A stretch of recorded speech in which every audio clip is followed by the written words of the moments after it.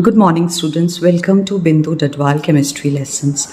Our topic for today is electronic displacements in covalent bonds. So, electrons may move in covalent bonds from one position to other based on two reasons. One, due to presence of an atom or group of different electronegative. For example, a more electronegative atom will attract the electrons towards itself, and a less electron negative atom will send the electrons away from itself. And secondly, the displacement of electron may occur because of the influence of some outside attacking reagent. Based on these, we have four types of electronic displacements. First is inductive effect. It is also known as I effect. We have electromeric effect. Then we have resonance or mesomeric effect, where a particular compound may have different resonating structures. We also have another kind of electronic displacement, which is known as hyperconjugation effect. It is also called no bond resonance or Baker-Nathan effect. The explanation of all these effects will take one by one. In this video, we'll be undertaking inductive effect and electromeric effects. Inductive effect arises in the organic molecules when some atom or group of different electronegativity is attached to the carbon atom chain. As a result, the sigma electron pairs of the chain get displaced either towards it if the atom is more electronegative than carbon atom, or away from it in case it is less electronegative. So X being more electronegative than carbon will attract the shared pair electrons more towards itself, whereas in this case the Y being less electronegative than carbon, carbon will attract the electron towards itself, Y will send the electrons away from itself. The electron displacement will lead to polarity. That is, the more electronegative atom will have a partial negative charge, and less electronegative atom will have partial positive charge. In this case, Y will have partial positive charge and carbon will have partial negative charge. The magnitude of electron displacement or inductive effect goes on decreasing with the increase in the distance of carbon atoms along the chain. For example, this chlorine is more electronegative than first carbon atom. As a result, it displaces the electrons towards itself. There is a partial negative charge on this chlorine atom and a partial positive charge on this first carbon atom. But this carbon will try to attract these electrons towards itself. So the partial charge, positive charge that appears here is less than the partial positive charge that appears in first carbon atom. Similarly, the positive charge on third carbon atom will be less than that of the second carbon, and the partial positive charges will follow the order. Third partial charge will be less than second, will be less than partial charge on first carbon atom, will be less than the partial charge on this adjacent carbon atom. The inductive effect may thus be defined as the permanent displacement of electrons along the chain of carbon atoms due to presence of an atom or group of different electronegativity at the end of the chain. So this effect is permanent and it occurs if the group that is attached is having different electronegativity. Now, depending upon the electronegativity, the inductive effect is of two main types: electron withdrawing inductive effect and electron releasing inductive effect. Electron withdrawing inductive effect is also called -I effect.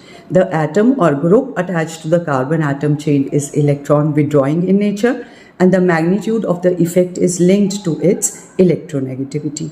The decreasing -I effect of some important electron withdrawing groups relative to hydrogen atom is these are most electron withdrawing, their inductive effect will be maximum.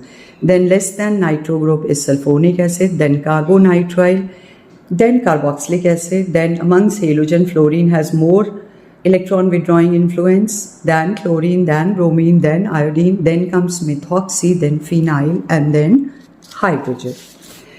Then if the group attached is electron releasing in nature, then this kind of effect is called electron releasing inductive effect.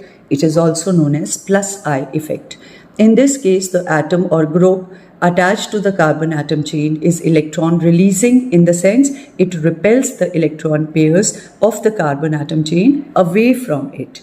The decreasing plus I effect of some of the groups relative to hydrogen is tertiary alkyl group will have most electron releasing group, secondary will have less than that, primary will have least. Then amongst primary, the one having more carbon atoms, for example propyl, will be having more in electron releasing effect than ethyl, than methyl, and hydrogen will have the least electron releasing effect.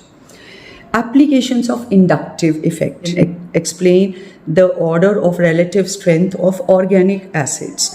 The strength of an acid depends upon the proton releasing tendency. That is, if the group here is an electron withdrawing group, it will attract the electrons towards itself. As a result, this particular group can release the proton easily and act as an acid.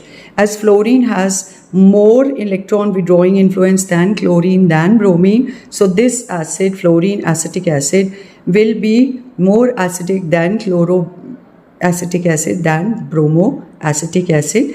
We can also find the order of acidic strength from the value of their ionization constant for acids. So Ka for fluoroacetic acid is 260 into 10 raised to power minus 5, whereas for chloro it's 136, and for bromo it's 125 into 10 raised to power minus 5. So in the acids list above, as the electron withdrawing effect decreases, the acidic strength also decreases. In the acids listed below, the relative acidic strength decreases because number of chlorine atoms decreases. The total inductive electron withdrawing effect decreases.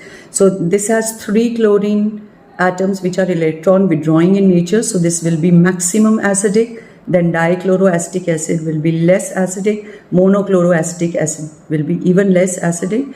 And acetic acid will be the least acidic in nature. We can also observe this from the value of their ionization constant for acids. This is 23,200. This is 5,530. This is 136. This is 1.75. Relative basic strength of ammonia and primary amines can also be explained on the basis of their electron releasing influence. Both ammonia and amines have a pair of electron which it can donate. But whereas in case of ethylamine, there is one electron releasing group attached. So because of that, the availability of electrons on the nitrogen atom increases and its tendency to act as a Lewis base increases. So it's more basic than ammonia in nature. This can also be seen from the Kb values of the two. The value for ammonia is 1.8 into 10 raised to power minus 5, whereas for ethylamine it's 5.1 into 10 raised to power minus 4. This value is greater than this value. So ethyl group, due to its electron releasing effect, increases the electron density on nitrogen atom, as a result of which the electron releasing tendency of amine becomes more than that of ammonia. Now on the similar basis, we can compare the basic strength of ethylamine and aniline. Whereas ethyl is an electron releasing group, it increases the availability of lone pair of electrons on nitrogen atom in the amine group. Phenyl group here is electron withdrawing in nature and decreases the availability of lone pair of electrons on the nitrogen atom. Thereby, this is less basic in nature and this is more basic in nature. So ethylamine is stronger base than aniline because of electron withdrawing effect of phenyl group in aniline in comparison to electron releasing effect of ethyl group in ethylamine. Is electrometric effect. the temporary effect which operates in the organic compounds containing double bonds or multiple bonds, that is double or triple bonds, under the influence of an outside attacking agent species. As a result, one pi electron pair of the multiple bond gets completely transferred to one of the bonding atoms, which is usually more electronegative. For example, in this case, the electrons, when moved to this carbon atom, this carbon atom will have more electrons on it. So as a result, this positively charged attacking reagent will get attracted to it and form a bond here, because electrons have migrated from this carbon atom, so a positive charge is developed here. So as a result, a carbocation is formed. This effect where the electrons are temporarily transferred from the multiple bond to one of the bonded atoms, this is called electromeric effect. Depending upon the movement of electrons, if it moves towards the atom or away from it, the electromeric effect can be of two types, plus E effect and minus E effect. This electromeric effect is shown by curved arrow, which represents the electron transfer. It originates from the middle of the multiple bond towards the bonded atom, which is more electronegative in nature. So in plus E effect, the pi electron of the multiple bond is transferred to the atom to which the attacking agent gets attached. That is, for example, electrons move here, the attacking reagent also comes on this carbon atom, and as a result, a positive charge is developed here. So carbocation is formed. This is isopropyl carbocation. So this case, because this group is electron releasing in nature, it has plus I inductive effect. So the pi electron will shift only to this direction. It will always take place, the electron shift will always take place towards the right. In case of minus E effect, this occurs when there is a heteroatom attached here and a negatively charged species is the attacking reagent. So electron move to this side, whereas the negatively charged species will get attracted to the carbon getting positive charge in the end. So as a result, the negative charge will come over here and negatively charged cyanide ion gets attached here. As a result, an anion is formed. So this effect is called minus E effect, electromeric effect. Distinction between inductive effect and electromeric effect. So this occurs in compounds having single bonds, and this occurs in compounds having multiple bonds. So here the displacement is permanent and here the displacement is temporary. It occurs only as long as there is an attacking reagent. Then in this effect, the displaced electron pair does not leave its molecular orbital. There is only a distortion in the shape of orbitals involved in the overlap. In this case, it involves the electron pair gets transferred, leaves its orbital and takes up a new position.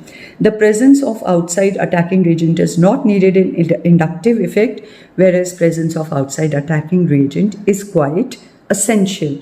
There's a partial separation of charge. We get plus delta and minus delta charges. Whereas there's a complete separation of charges. We get a cation or anion formed as a result of electromeric effect. So there are no ions formed.